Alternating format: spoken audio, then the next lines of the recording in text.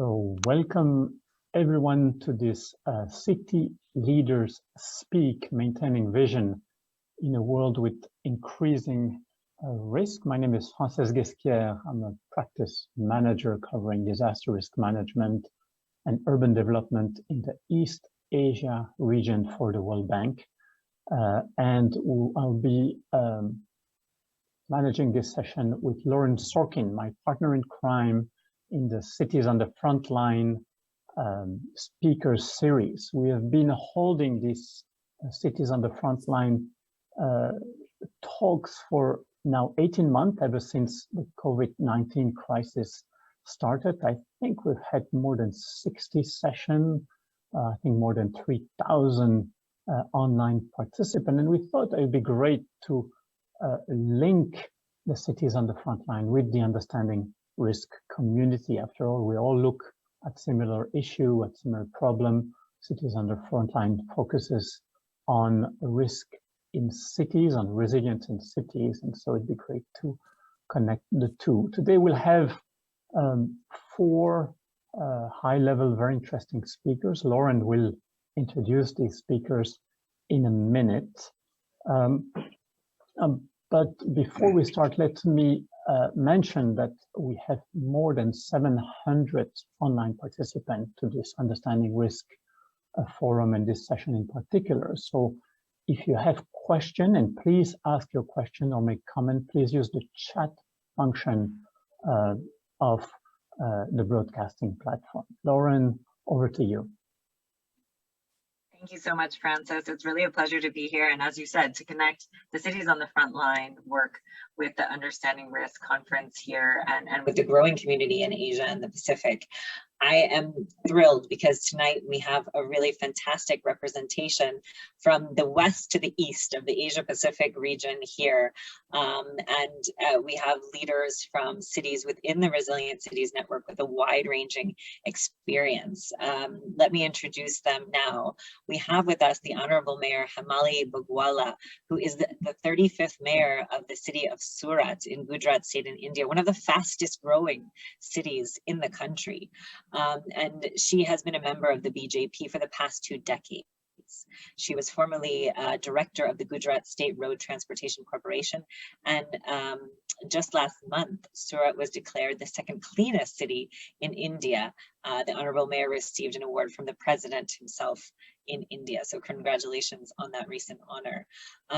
We also have with us Ms. Elaine Tan, who is the Deputy Director for the Center for Livable Cities here in Singapore. And Elaine is the Deputy Director of Research. And this is a company, the Center for Livable Cities, under the Ministry of National Development. And formerly, Elaine was serving as the Director of Strategic Research and the Director of Architecture and Urban Design Excellence at the Urban Redevelopment Authority. And if you've ever been to Singapore, you know that's a very big job. At CLC, Elaine is spearheading new research frontiers in the area of building resilience, climate change, aging, health, and well-being. And last but certainly not least, we have one of the longest serving, but now former Chief Resilience Officers in the Resilient Cities Network, and that's Mike Lully from Christchurch, New Zealand. He was appointed as the first Chief Resilience Officer in the city in 2014 after serving local government with his strong background in engineering for more than 20 years. And he has managed projects with the Land Information of New Zealand, Earthquake Commission, and the Ministry of Building and Innovation. So thrilled to have you all here with us tonight. I'm going to kick us off now with a first question for our panel. And that is, how do you, in your role leading in a city, currently take account of various risks facing your city? What is it that you think through? How does your city address cascading risks, processes, data gathering? How do you do this work? And maybe I can start with the Honorable Mayor for this question.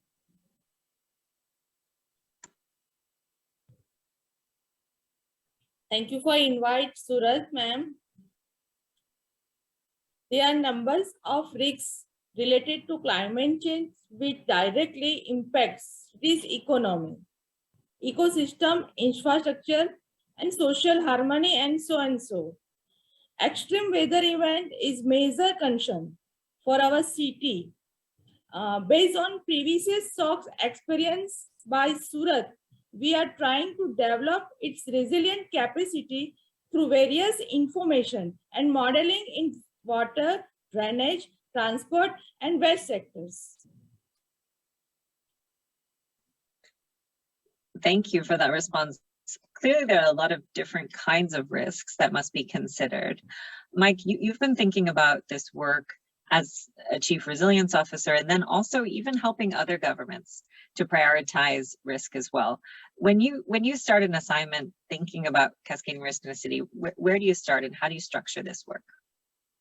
Great question. And interestingly, just before we started this session, we were talking with Elaine, and we all kind of hold Singapore up as the model of urban planning and livable cities. And Elaine goes, her response was, "Goodness me, we've got a long way to go. Do you really think we're the model?" But I was kind of thinking about Elaine's response and what we do here in Christchurch. And at the risk of sounding really boring, it happens within a really strong legislative framework, if you know what I mean. And that legislative framework drives cities to approach their long-term planning in a really structured way. So the things that we're required to do in Christchurch are required to be done in Wellington, are required to be done in Auckland, and in the smaller towns and cities. So first of all, a really kind of uniform approach to actually making sure cities approach their long-term planning with the deep understanding of risk is kind of how we approach it here in New Zealand. I could say more, but I think I'd let others dive in. Elaine, anything you'd like to add to that from the model city of Singapore? So thank you very much for that compliment. I wouldn't say we are the model city, but we do our best. But I'll just like to say that in the face of crisis or risk management, resilience is of course very important, but resilience is more than just the infrastructure, hardware resilience. It has got to do a lot with the community resilience as well, the software side of things. So it's only by tackling both the hardware as well as engaging the software aspects that you can truly build a resilient city.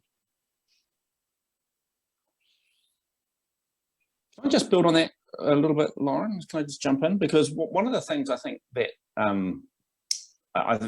Singapore does particularly well, and that I think we've just done well recently in one of our strategies, is in order to be clear about risk, you also have to be clear about your objectives.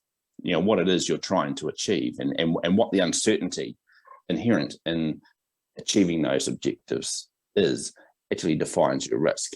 And that's why I think Singapore does that very, very well, because you've got this, you know, I think there's a clearly articulated set of objectives as a nation or as a city-state. And I think there's a lot that can be learned from Singapore. And, you know, most recently, we've been doing that down here too, in terms of clearly defining the objectives to identify the uncertainty and the risk and the mitigations and controls around not achieving those objectives. So I think a clearly articulated vision, objectives, and objectives are really critical, absolutely critical. And they can cover all the things that I think that Elaine was talking about, whether it's the hard infrastructure side, but also that softer community resilience side, which is equally important. We also discussed about how resilience is also not something that you build overnight. It has to be something that you have planned over a long term. And I think that's what Singapore does a lot. We plan for the long term. And so when a crisis hits, we are better. We have the infrastructure in place to help enable us to overcome some of the initial stress and shocks. And then that's when we have to rely and leverage on the strength of the community and that spirit to overcome and also to transform ourselves to truly, adapt and be more resilient. So it's not enough to just survive. We also have to transform and thrive. And actually on that note, when we talk about both the physical infrastructure and the software and the community infrastructure, it is really about taking a systems approach to things. And that's how we look at it over here at the Center for Livable Cities, because the more aspects you are looking at and the more they are interdependent and intertwined, the more you must have a systems approach to looking at it as a full system, because then you are able to fully leverage on the full potential and synergies that arise out of it. And this is, I suppose, how we are able to answer Lauren's question. How do we look at the effects of the cascading risk and how do we deal with it? And then when we were discussing before the session, you mentioned the long-term planning approach of Singapore, which I think is one of the source of what you're doing today. Could you elaborate on this? And then I want to push Mike a little bit, because I think you have a point there, Mike, that having a clear regulatory framework is fundamental. In New Zealand, has this come about through the various crises that have happened over the last 15 years, or is it something that was well in place before? And how do you explain that countries have better structure system than other? But let's go to Elaine first on long-term planning in Singapore. So as we were sharing earlier, the idea about resilience and risk management is a topic that's very close to Singapore's heart, given that we are no stranger to resilience challenges, because since independence, we have been a city and a country in the same space. We have limited land, we have limited water, and we also import our energy. So that said, it was very important for us to set the foundation for our continual growth and development. So as I mentioned to you, probably resilience is already part of our DNA. And so now looking into the future at the increasing number of crises that we have, whether it comes with climate change, sea level rise, and we're going to look at heat stress becoming more of an issue, and with that a lot of vector-borne diseases. What more can we do? And we're going to again transform. We are at the cusp of it. We're going to transform again, and we're going to take on a long-term approach. And I think that is evident in the recent Singapore Green Plan that you have seen, that has been announced earlier this year. And it does state our ambitions over the next 10 years with concrete targets and goals. And continually, we are taking on that approach. So when Francis mentioned, they are nice that there are parks and all that where people can go to, especially during the period of the pandemic, we must remember that those parks didn't come about by chance.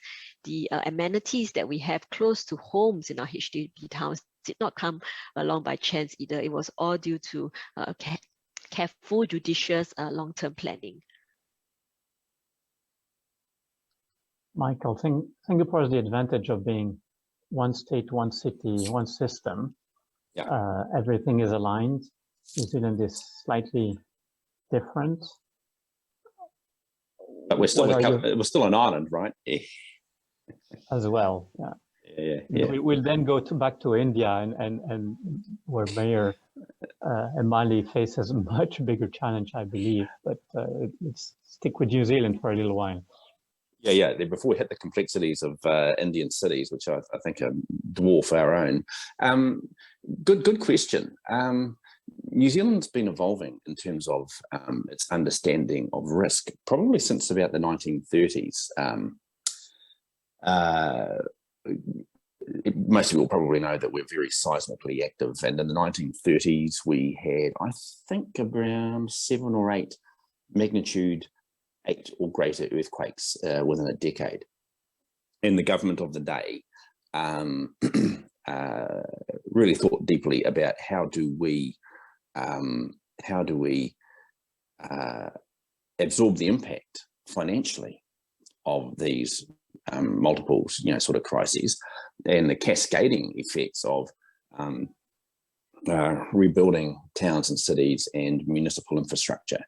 And at that point, the whole Earthquake Commission and our National Disaster Fund and our seeding of risk offshore began. And so since the 1930s, New Zealand has really, as a result of that, has done a number of things. We've got very well developed building codes. We've started to develop more refined planning laws, and we've become a much more insured nation, to the extent that in 2010 or 11, I think the number of residential homes that were insured were about 96% penetration of the insurance market,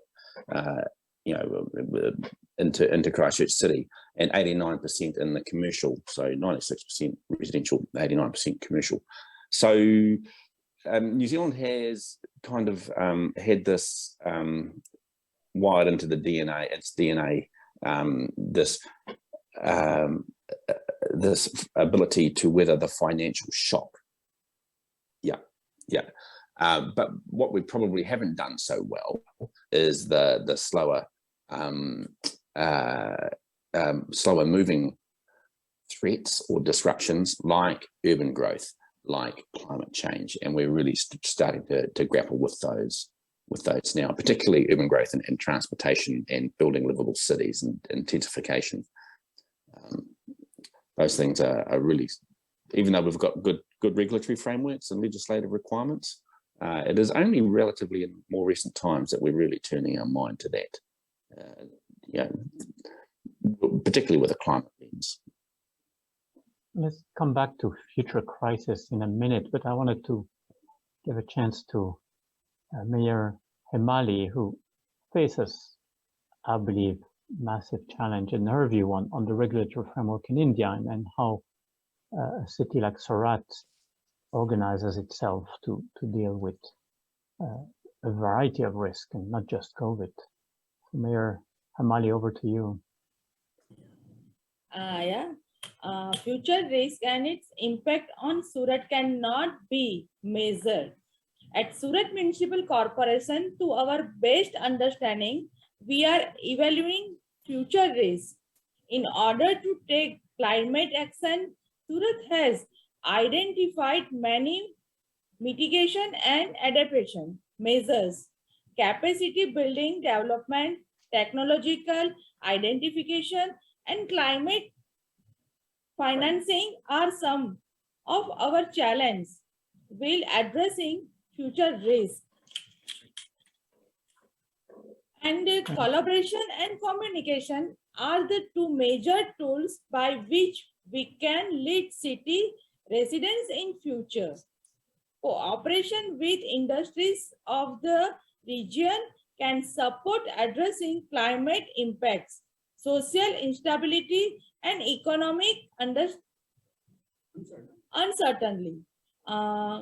Continuous management of people is the main key, along with involvement of all industries of the city. Keep doing something at levels is the mantra. Cost of doing nothing is much more than cost of doing something. I kind of fully agree. The cost of doing nothing is going to be much higher. But I also like what you said, Mayor Hemali, about engaging both with communities and the industry. At the end, you need everybody on board to be able to address risk. Let's switch and maybe look at the future, right? We have a tendency, I think in general, to always prepare for the last war. In this case, I think a lot of cities, a lot of us are looking at how do we get ready for the next pandemic? But next crisis may not be a pandemic. It may be a completely different kind of hazards. And I'm curious to hear your views, Mayor and Mike and Elaine, about what have we learned from this crisis that could be useful in the future in general, and what you're doing today to address future crises. Maybe we'll start with you, Elaine, and then you, Mike, and then back to you, Mayor. And then I'll give it back to Lauren, because I know she has more questions, and we're always fighting to ask our questions. So over to you, Elaine.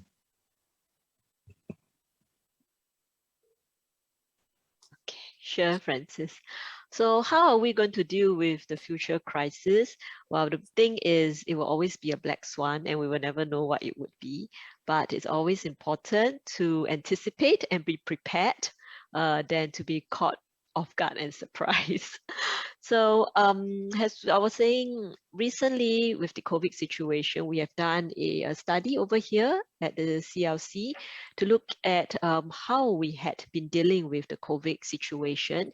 It is not the be all and end all because the situation is still evolving, but we have put up a commentary to see at this point, what have we been doing, what has been done, and how has it played out. And it was really a commentary on how we're doing for future learning purposes and to document this very important point in history on how we are dealing with it. Going forward, over here at the CLC, we are starting to do studies at the very early stages to look at how we can prepare for disease X. That could be the future crisis. And we never know what the disease X will be like, how it's going to transmit, in what form. But we're starting to speak to some epidemiologists and medical experts to understand what it could be. And from there, we are also going to bridge that conversation with planners, architects, real estate developers, insurance companies, all the different actors and players in society, including the community, to see how they will envision that and how they will respond to that, or rather, what do they hope to achieve, or how would they like to come out of that next crisis? Because it's very important to understand from everybody's and different players' point of view what they think it would be and what is important to them. And this is how we develop what we call, again, a systems approach. And we're looking at how the entire ecosystem of stakeholders can come together and rally together to overcome the next crisis. And we have learned from the recent COVID situation that it takes the entire village, town, or city to overcome any crisis together. And we hope to continue on that track. Thank you, Elaine. Indeed, it takes a village. I think that is a recurrent message in all our Cities on the Frontline speaker series. Everybody has to be involved if we are to build resilience. Mike, over to you. Yeah, I really liked Elaine's framing, particularly at the start there when, Elaine, you mentioned, we can, we're going to get these black swan events, and we're going to need to anticipate that they will happen. And I go back to Judith Rodin, the former president of the Rockefeller Foundation, in her book, The Resilience Dividend. And she metaphorically, and these are my words, gave us the three resilience horsemen of the apocalypse, if you will: climate change, urbanization, and globalization. And I think I think the cities need to understand that disruption is the new normal. That's fundamentally what Judith was saying in her book. Disruption is the new normal, and what's different about the 21st century is that climate change, globalization, and urbanization are relatively new phenomena that cities in earlier centuries didn't have to face at this scale. So I think it is incumbent on cities to have a clear kind of set of organizing principles around how they frame up future disruption. And I think using climate change, we're part of a global economy. Cities are becoming more and more urbanized, or countries are becoming more and more urbanized. And you can think about your future and disruption in that way. And I'll just add one more thing. Elaine's absolutely right. The black swans are going to come along. And what we've learned is that by dealing with the slower moving threats or the slower moving stressors, we actually prepare our cities to absorb the impact of these black swans when they do happen. So you could be addressing climate change and climate equity, and thereby addressing equity generally. And the mere fact that you're having those conversations and the deep collaborations, when you do have that sudden shock, you are in a much, much better position. So yeah, I really do go back to those three organising principles. I don't think Judith called them the resilience horsemen of the apocalypse. That's me. It's interesting that two of these horsemen, Mike, can also be sources, like you say, for more equity, for goods. It's clear that it's going to be 100%. difficult to address climate change without urbanization done right? Urbanization done the wrong way is a problem, done right is part of the solution. At least let's look at Singapore, the model. Let's look at Singapore, the model city. Yeah, or Christchurch, the model city. I think you guys are all doing pretty well. So let's go to you, Mayor Hemali. It's a tough question to address, right? How do we prepare for future crisis?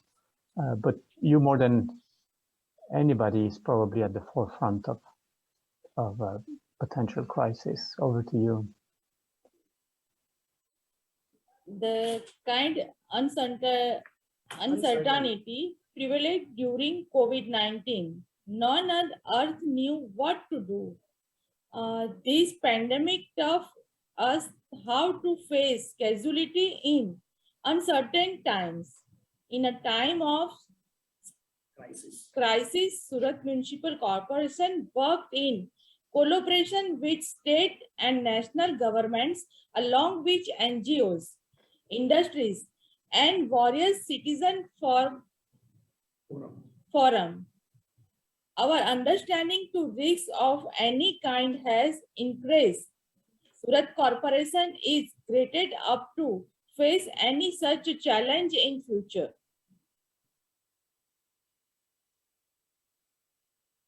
I think there's a lot to pick up on, Francis, in the last few answers that we heard about future crises, about involving citizens.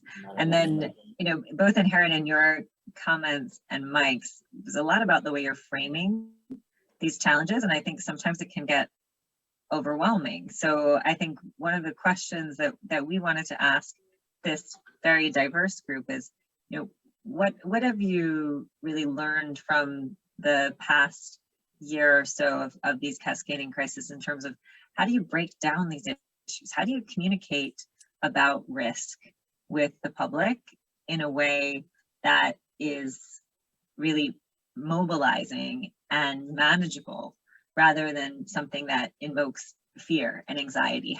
If you want the community to be part of the solution, what have you learned about communicating risks? And I see you nodding, Elaine, so maybe I'll come to you first.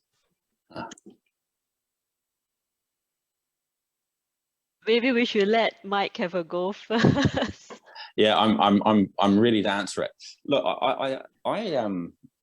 that's a great question, and our mayor, Leanne Dalzell, has a very good metaphor for this, born out of the earthquakes.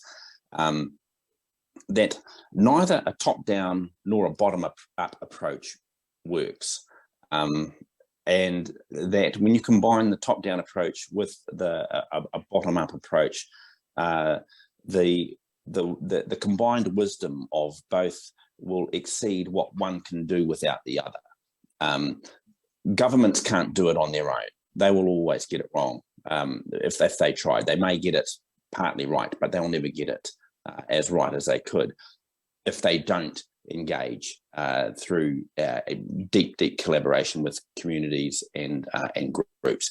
So the corollary, of course, is that groups and community groups on their own can't organise on their own to achieve. So we need each other, and so the learnings for us is that the collaboration has to be meaningful. It has to be deep. It's got to be well curated, and take time, because fundamentally, right at the core of this is trust. And actually, that's one of my big worries about the pandemic, is that through this crisis, that some cities may, or no, some populations may not trust their governments as much as they did. So, I think there is a big risk for something for us to be mindful of when we're engaging in further conversations around risk during a time of a global pandemic, because it's a very crowded place to have a conversation at the moment. You're getting economies up and running, borders are opening, people are getting their lives back together, and you want to go in there and talk about the next big thing. And we're not even through this thing. So, that taking time and building trust is going to be absolutely key. Over.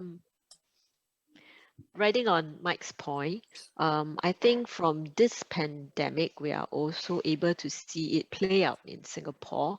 And one of the points that we made in our COVID commentary published by CLC is that the communities themselves, they have an instinct to self-mobilize and to take collective action together.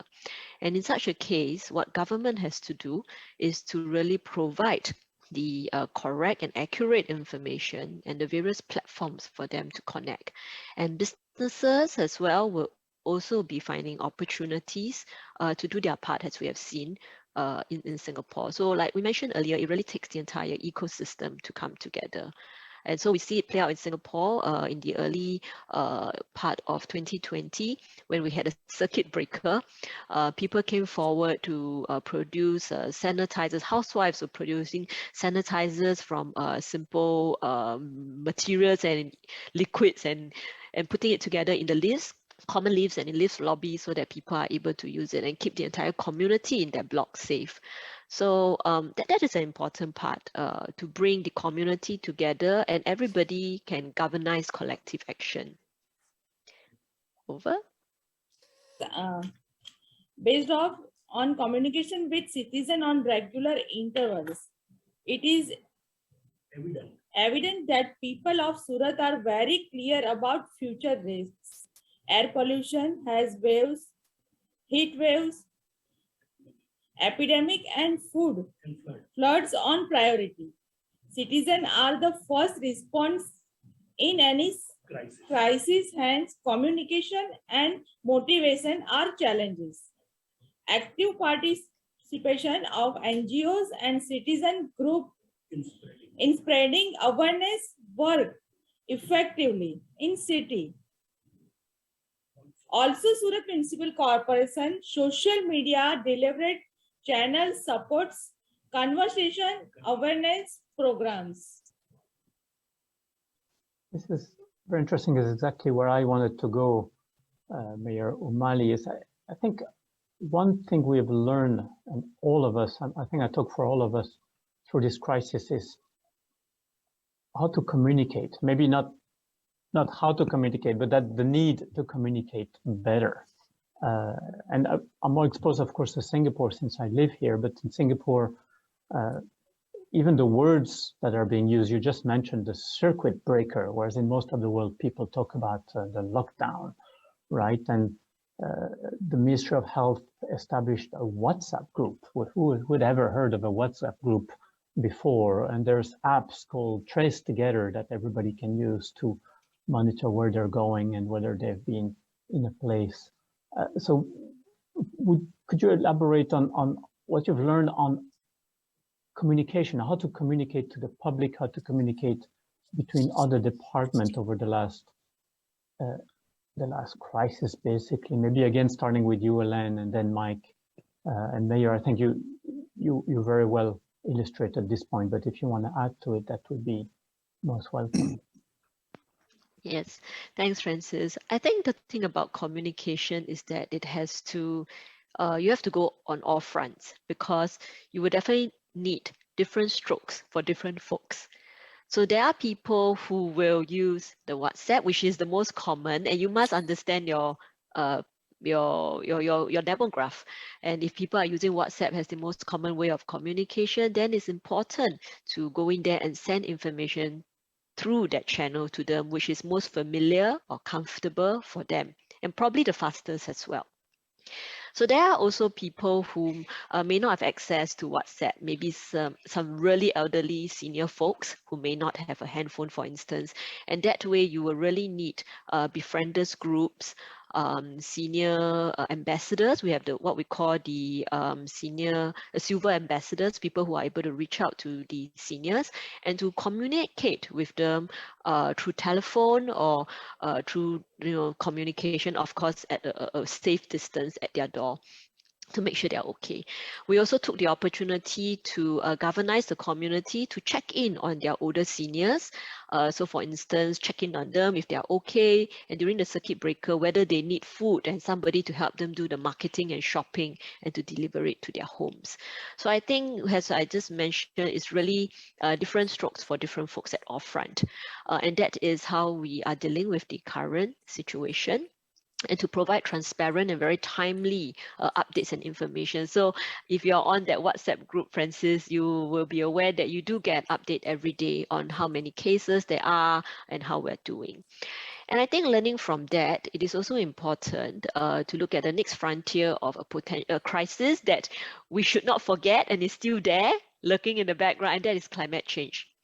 And very importantly for that, it again requires a whole of government effort, it is whole of society effort, and it's long term. And what's important then is to consolidate all the different efforts so that it is in one place and that everybody has access to it and everybody understands it in totality, comprehensively, and across the different systems. Because like we mentioned, there is a complex urban system and there are so many interdependencies. So therefore, earlier this year, I mentioned earlier, there was the launch of the Singapore Green Plan.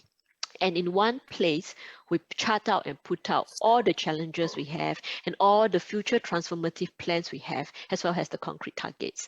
So by doing so, then people have a platform to go to and say, okay, so this is where the information is, this is where we're heading, and everybody can start in their own collective way, in their own way of self-mobilization to already start to do things on their own, perhaps.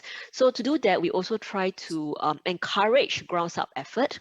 And so there is the SG, what we call the Singapore Eco Fund. And the Singapore Eco Fund is a $50 million fund that was launched in the middle of this pandemic at the end of last year. And already we had quite good responses. We had more than 37 projects to date that have been granted funds. And that said, what is important is that we must always remember to connect the bottoms-up aspiration with the top-down national goals together, a bit like what Mike mentioned earlier, to connect that so that we're able to form an entire spectrum of solutions, ranging from citizenry work that are crowdsourced, that are crowdfunded, that are citizen-initiated, all the way to the ones that are long-term investment with high capex costs, that needs, that are public assets, and that needs, maintenance from professionals. So that needs to always be that spectrum that we should be looking at in dealing with any of our crisis and in transformation and for any of our solutioning. Thanks, and I like how you come back to Mike's first point, which was the importance of having a very clear vision, a very clear sense of where we're going, and making sure people are aware of this vision. I also like the expression different stroke for different folks. I'm going to use that. This conference is a lot about risk communication, so I'm sure people are taking notes. Mike,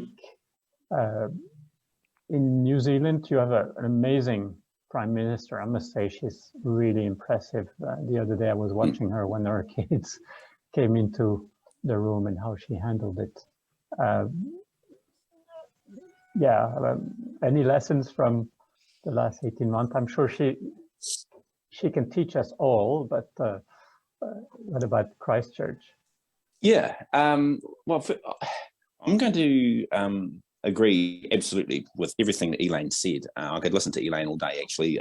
You really are able to really so clearly kind of articulate the messages really well, Elaine. But what I took out of, and I'd like to expand upon Elaine's little discourse, was this issue of accessibility. You know, information's got to be, risk information has to be accessible, and you've got to use multiple channels. And there is no one single channel. We know that people take in information and they engage with information differently.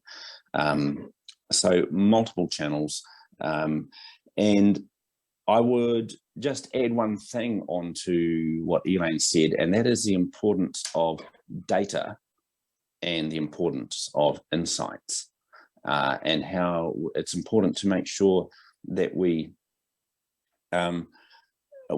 continue to work hard to provide the data to populations, and that's either to communities or business and commerce, but also the what if, the insights that go with the data.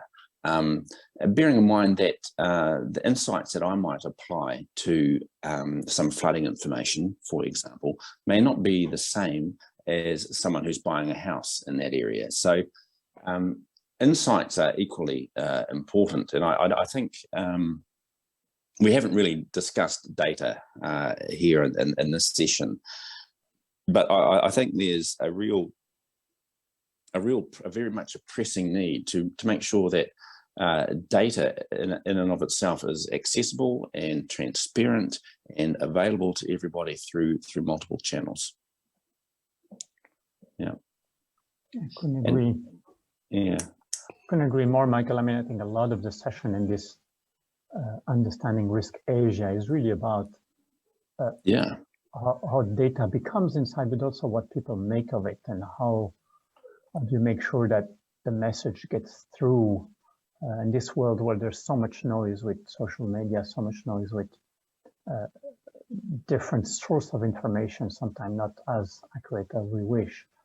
This is a real challenge. I also think just leaping in there, and Elaine and Mihamali, I'd be keen on your insights. But one of my observations, and I'm going to have to go in a second.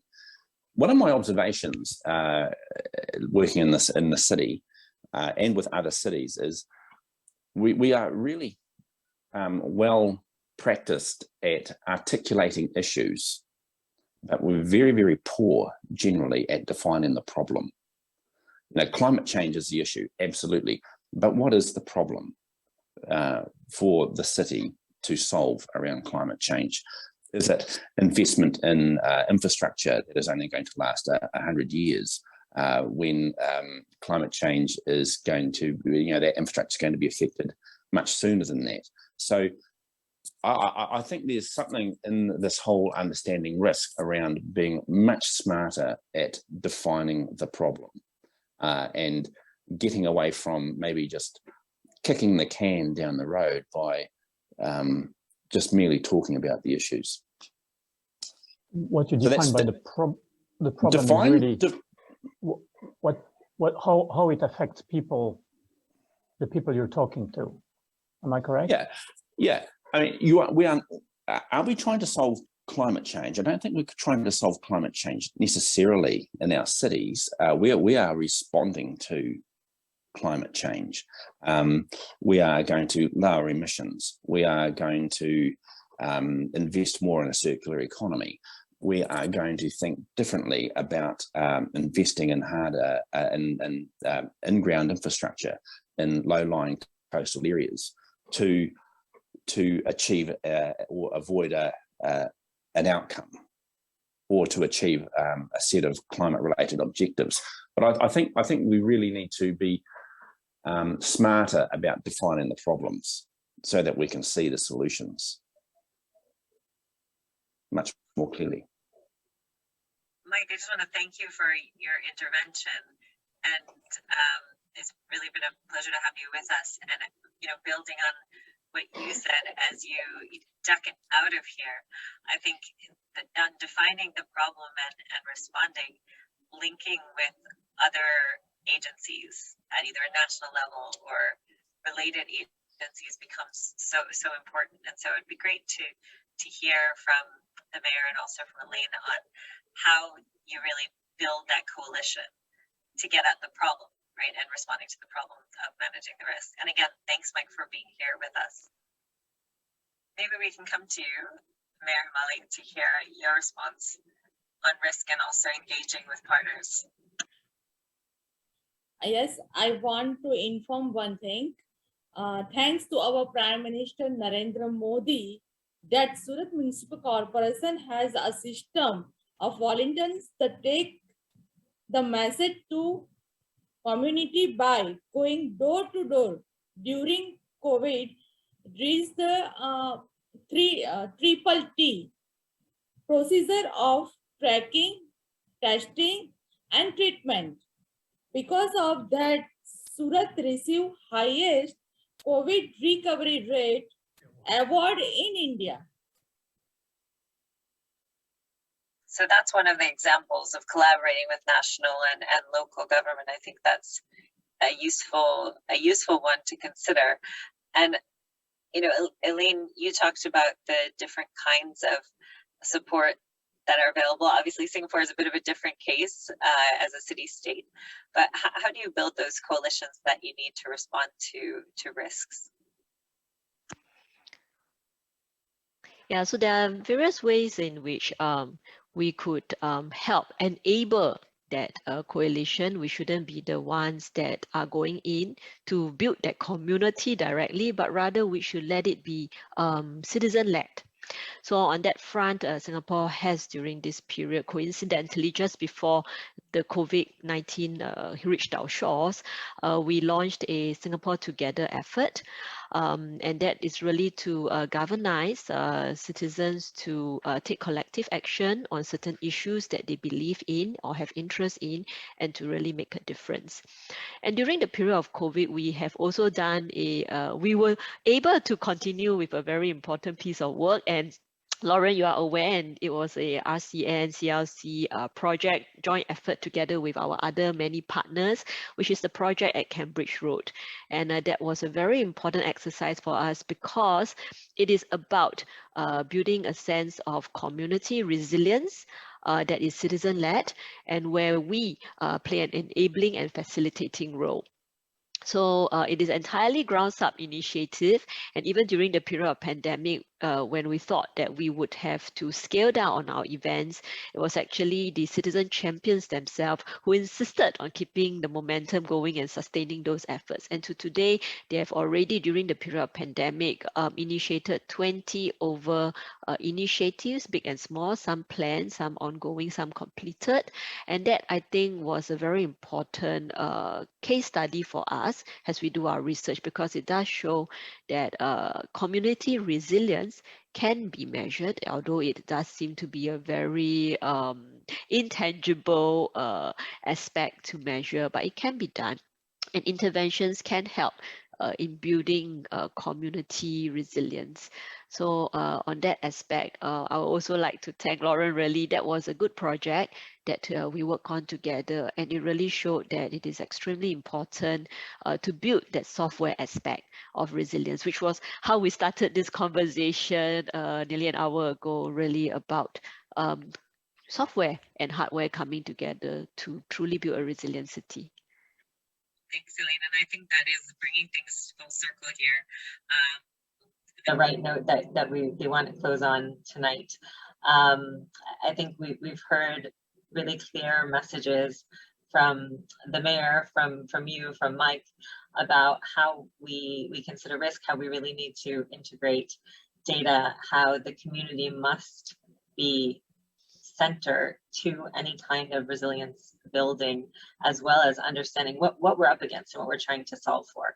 So a lot of powerful lessons that cities around the world can apply as they move to better understand and manage their risk. And I think with that, I just want to thank you both for being on this panel, being part of the Understanding Risk conference, and again to thank the World Bank for creating this community and this platform for sharing knowledge and for moving this work ahead. Thank you. Okay. Thank you And for Elena, being here. I'll remember different stroke for different folks. I think that's going to stick.